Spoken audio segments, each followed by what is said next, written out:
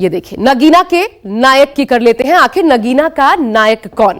UP की fight में मुस्लिम vote के साथ साथ दलित वोट की फाइट भी शुरू हो गई है और ऐसे में नगीना का जिक्र जरूरी हो जाता है। जहां पर एक तरफ मायावती की विरासत है, दूसरी ओर चंद्रशेखर की नई सियासत है। दलित वोट की लड़ाई में क्या बीजेपी और समाजवादी पार्टी बाजी मार लेंगे? क्योंकि नगीना सीट पर जबरदस्त असमंजस की स्थिति है और इस वजह से यूपी का चुनावी एपिसेंटर बन चुका है इस बार नगीना। देखिए, नगीना से हमारे संवाददाता प्रशांत देव की आज की ग्राउंड रिपोर्ट।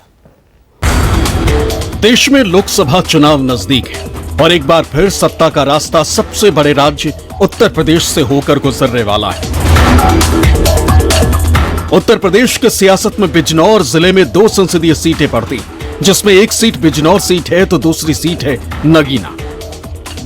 करना, मैंने तुम्हें 1000 रुपए के राशन के लिए वोट नहीं डाला था।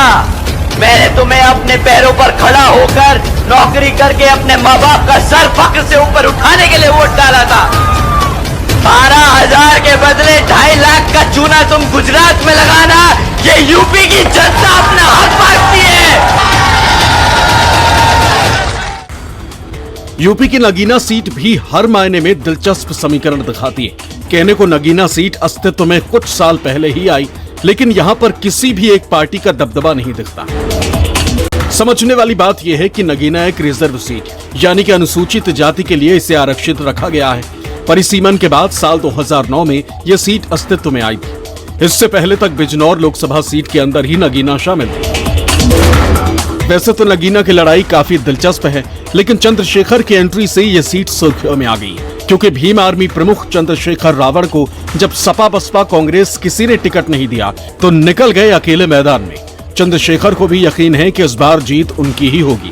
नतीजा क्या निकलेगा ये तो वक्त बताएगा, लेकिन इलाके में माहौल टाइट है।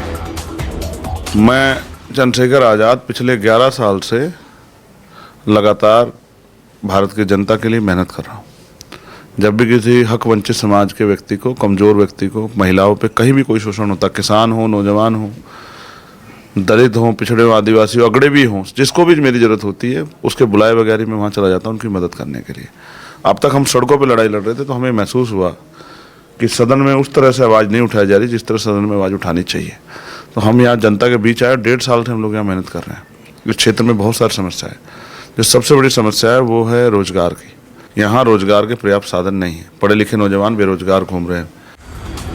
बहुजन समाज पार्टी ने 2019 के चुनाव में भारतीय जनता पार्टी से ये सीट झटकते हुए अपने नाम कर लिया था। हालांकि इस बार समीकरण बदल गया है और पिछले चुनाव में समाजवादी पार्टी के साथ मैदान में उतरने वाली बहुजन समाज पार्टी इस बार साथ नहीं है, लेकिन इंडिया गठबंधन के नाम पर सपा और कांग्रेस मिलकर चुनाव लड़ रहे हैं। बीजेपी ने नगीना सीट से ओम कुमार को टिकट दिया है। सपा ने इस सीट से मनोज कुमार को मैदान में उतारा है। बीएसपी ने सुरेंद्र पाल पर दाव खेला है। इसके अलावा आजाद समाज पार्टी के मुखिया चंद्रशेखर भी चुनावी मैदान में कूद पड़े। विश्व के सबसे 2 बड़े नेता आदरणीय प्रधानमंत्री श्री नरेंद्र मोदी जी और उत्तर प्रदेश के यशस्वी मुख्यमंत्री योगी आदित्यनाथ जी का आशीर्वाद हमारे साथ है और दोनों विश्व के सबसे बड़े नेता हैं। उन्होंने मुझे अपना आशीर्वाद देकर के जनता के बीच में भेजा है। 2 तारीख को मेरा टिकट हुआ और 3 तारीख को सारा गठबंधन तितर बितर हो गया। आज सारे गठबंधन वाले अलग अलग लड़ रहे हैं और हम लोग जनता के बीच में यहाँ के मूल निवासी हैं। यहाँ किसानों का सबसे बड़ा मुद्दा है बिलाई मिल का, जहाँ पे उनकी गन्ना का जो पेमेंट है वो समय पे नहीं होता है। ये बात मैंने आपको इसलिए बताई कि मोदी जी ने वादा किया था कि हम किसानों का दुख नहीं करेंगे। आप क्षेत्र के किसानों के पास जाकर देखोगे तो आवारा पशुओं ने उनके खेतों का बुरा हाल कर दिया है। एमएसपी तो बहुत दूर की बात है, उनको वो फसल ही बच जाए बहुत बड़ी बात है। उनका जो काम है वो जनता के सामने है। नगीना अब उत्तर प्रदेश के 17 रिजर्व सीटों में से एक है, क्योंकि ये वो सीट है जो बीएसपी सुप्रीमो मायावती के लिए हमेशा से नाक का सवाल रही। कभी ये सीट बिजनौर का हिस्सा थी, जहां से मायावती ने अपना पहला चुनाव जीता था, लेकिन इस बार भीम आर्मी और आजाद समाज पार्टी के युवा अध्यक्ष चंद्रशेखर की एंट्री से नगीना का रण काफी रोचक हो गया। कि जो कॉमन आदमी के मुद्दे हैं उनको लेकर के आप अपनी लोकसभा में फाइट कर रहे हैं। यस, मैं उनको भी लेकर कर रहा हूँ और मैंने फिर कहा यहाँ घर चलाने के लिए, बड़ी जानकर आपको आश्चर्यजनक होगा, घर चलाने के लिए महिलाओं को पशु पालने पड़ते हैं, और क्योंकि खेती भी सबके नहीं है, तो वंचित वर्ग की महिलाओं को तो खेत में जाके, जमींदारों को खेत में जाके घास लेके आना पड़ता, तब अपने पशु को पाल पाती हैं। जब बारिश आ जाती है तो कई कई दिन पशु का चारा भी नहीं आ पाता। इस तरह से छोटे छोटे रोजगार भी नहीं है कि लोग कुटीर उद्योग या कोई सरकार ने ऐसी व्यवस्था की हो कि जिससे कि यहाँ के महिलाओं को रोजगार मिल जाए। और फिर कानून व्यवस्था कितनी अच्छी है इसका आप और मैं बेहतर जानते हैं। इस सरकार ने लोगों को लूटने के अलावा, खसोटने के अलावा, उनको डराने के अलावा, धमकाने के अलावा, उनके जो है उनको मुसीबत में डालने के अलावा किया क्या है। चंद्रशेखर आजाद कहते हैं मायावती का उनको सपोर्ट है, लेकिन नगीना लोकसभा में अपने सबसे पहले चुनावी सभा में बीएसपी सुप्रीमो मायावती के भतीजे आकाश आनंद ने जमकर चंद्रशेखर को कोसा। तो क्या कहा चंद्रशेखर आजाद ने, सुनिए। योगी सरकार तो कहते हैं कि कानून व्यवस्था पे ही उसकी सरकार टिकी हुई है, कानून व्यवस्था से बड़ा संभल के जाना। यहाँ आजकल बुलडोजर से, गोलियों से बात हो रही है। सरकार के लोग भी चलाते हैं और सरकार के नेता भी चलाते हैं, और उस तरह के लोग भी, मैं खुद बैठा हूँ इससे पीड़ित, 4-4 गोली मेरे ऊपर चलाई गई। यही कानून व्यवस्था की बात करने वाली सरकार के लिए बता रहा हूँ। अभी 2 दिन पहले जान से मारने की धमकी दी गई कि हम उसको जिंदा नहीं छोड़ेंगे। ऐसा क्यों, कि आपको इतना टारगेट क्यों किया जा रहा है? आप बताओ, मैं किसी का कोई बुरा करता हूँ कि मैं अपने लोगों की आवाज़ उठाता हूँ, और आवाज़ भी इसलिए उठाता हूँ क्योंकि कोई उनकी तरफ देखना नहीं चाहता है। हालांकि ये सच है कि चंद्रशेखर के लिए नगीना में बीएसपी का वोट कैडर तोड़ना आसान कतई नहीं होगा, लेकिन ये भी सच है कि चंद्रशेखर के चुनावी मैदान में आने से लड़ाई चौतरफा हो गई, यानी बीजेपी, सपा, बसपा और भीम आर्मी। चंद्रशेखर के लिए अस्तित्व की लड़ाई। यही वजह है कि उन्होंने अपनी पूरी ताकत झोंक दी है।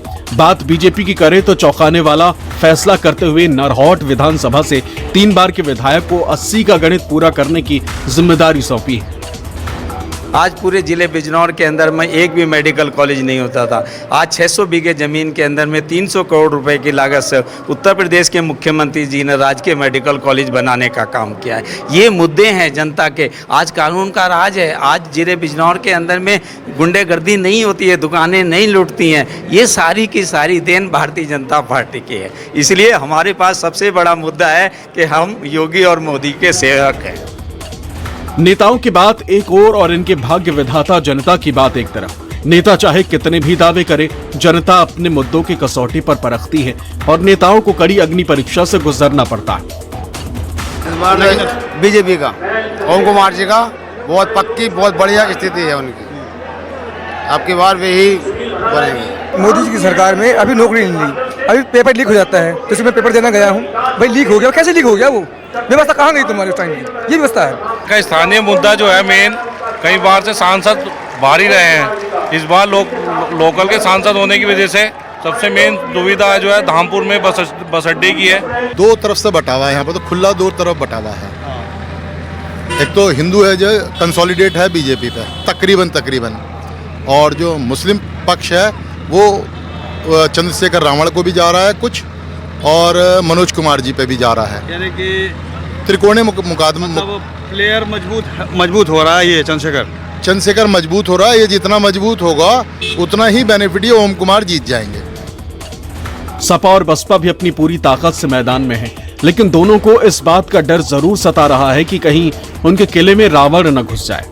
शायद यही वजह है कि चंद्रशेखर को बीएसपी ने टिकट नहीं दिया, और बहुत कोशिश के बाद भी इंडिया गठबंधन ने भी अपना हिस्सा नहीं बनाया, जिसके पीछे की एक वजह ये भी है कि ये वो सीट है जो 2019 के चुनाव में मोदी लहर के बावजूद ये सीट बीजेपी नहीं जीत पाई थी। नगीना सीट का इतिहास बहुत पुराना नहीं है। 2008 के परिसीमन के बाद नगीना संसदीय सीट अस्तित्व में आई थी और यहाँ पर पहली बार 2009 में वोट डाले गए।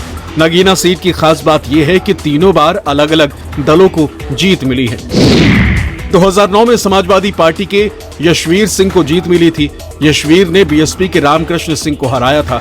2014 के चुनाव में मोदी लहर में बीजेपी को उत्तर प्रदेश समेत कई हिस्सों में जोरदार जीत मिली थी। नगीना सीट पर बीजेपी के यशवंत सिंह ने एसपी के यशवीर सिंह को हराया था।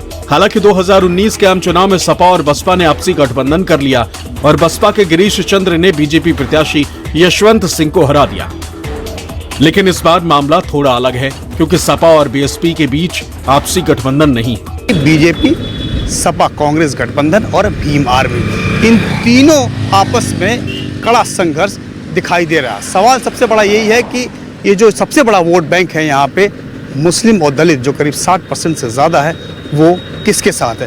पूरी तरीके से ये वोट बैंक अगर भीम आर्मी के साथ है तब तो उनका फ़ायदा होना है, अगर वो बढ़ता है तो फ़ायदा किसको पहुंचेगा ये वक्त बताएगा। कैमरामैन नितिन के साथ प्रशांत देव, न्यूज़ 24, बिजनौर, नगीना लोकसभा। जी हाँ, तो वक्त इसलिए बताएगा नतीजे क्योंकि जनता का मूड कब बदल जाए कहा नहीं जा सकता। आखिर तक किसी भी मैच की तरह इसी तरह चुनावी समीकरण बदलते बिगड़ते रहते हैं। तो चलिए नगीना का जातीय समीकरण ही हम आपको सबसे पहले दिखा देते हैं। देखिए किसकी आबादी कितनी है। वोटर्स की बात की जाए तो मुस्लिम वोटरों की तादाद है 70% कुल मिलाकर के। हिंदू वोटर्स 30% हैं। एससी वोटरों की तादाद है 21%। अब आप ये समझ सकते हैं, यानी मुस्लिम वोटर्स की आबादी एक मजबूत निर्णायक भूमिका में है और इनका एक मुश्त वोट अगर किसी भी दल को जाता है तो फिर उसकी हार हो सकती है या जीत हो सकती है। यह एक मुश्त वोट तय करता है। मुस्लिम वोटर यहां पर इतने मजबूत हैं। अब नगीना सीट पर मतदाताओं के लिहाज से जानते हैं कि कितने वोटर्स हैं। कुल मिलाकर के पुरुष महिला मतदाताओं की अगर बात कर ले 8,21,647 पुरुष मतदाता, महिला 7,16,870, कुल वोटर 15,38,579। अब यूपी की जो कुल आरक्षित सीटें हैं, सिर्फ नगीना ही नहीं बल्कि तमाम सीटों पर किस पार्टी का कितना दबदबा रहा है, खासकर आरक्षित सीटों को लेकर के यह समझना भी बड़ा दिलचस्प है। देखिए कुल मिलाकर के आरक्षित सीटें 17। 14 में देखिए कैसे मोदी लहर यहां पर देखने को मिला था। 17 की 17 पर बीजेपी ने जीत दर्ज की थी। बीएसपी, क्योंकि यहां पर माना जाता है कि यहां पर बीएसपी का एक अच्छा खासा वोट बैंक है, लेकिन सीट नहीं निकाल पाई थी। 2019 में देखिए हालांकि यहां पर घाटा हुआ बीजेपी को, 2 सीटों का घाटा हुआ, 15 पर आ गई बीजेपी। यानी 14 के मुकाबले 19 में कमी जरूर आई बीजेपी के प्रदर्शन में, लेकिन बीजेपी की पैठ फिर भी बरकरार रही। अब इसी पैठ को पीडीए के दम पर इस बार बड़ी चुनौती दे रहा है इंडिया गठबंधन। लेकिन इसमें किसको कितनी कामयाबी मिलेगी, एग्जैक्ट नतीजे 4 जून को ही पता चलेंगे। और चलिए अब बढ़ते हैं आगे।